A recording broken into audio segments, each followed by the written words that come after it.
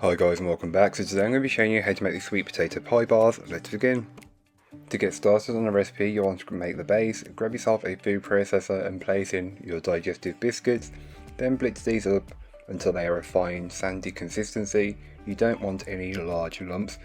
Once you've achieved that, you can then go ahead and add in your melted butter and mix until everything is fully combined. It should have the consistency and look of wet sand. Transfer that into the base of your lined baking tin. You can then go ahead and level this out as best as you possibly can.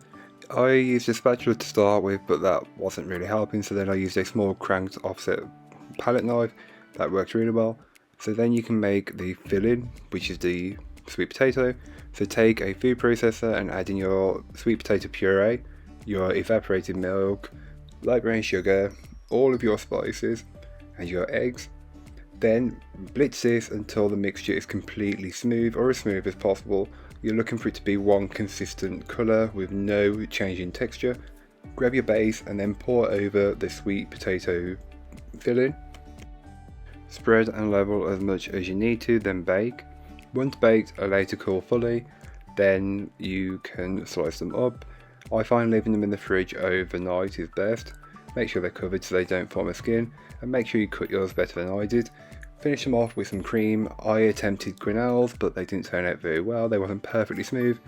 Just a bit more practice and you can get good quenelles, but hey, it's Thanksgiving, it's a quick dessert, why not? I saved two so people who don't want cream can enjoy them as well. So whether you're looking for a quick and easy Thanksgiving dessert or just something to enjoy the fall time with, this is the recipe for you. If you like pumpkin pie, this is perfect for you. It's a great alternative. But that's all for today. I hope you enjoyed. If you did, don't forget to like, comment and subscribe for more from me, and I'll be back again very soon with another recipe, so join me then. In the meanwhile, don't forget to check out the description. There'll be a link to this recipe, a link to my blog, and links to all of my social media, so don't forget to go and follow me over on there. But that's all for today. I hope you enjoyed. Bye guys.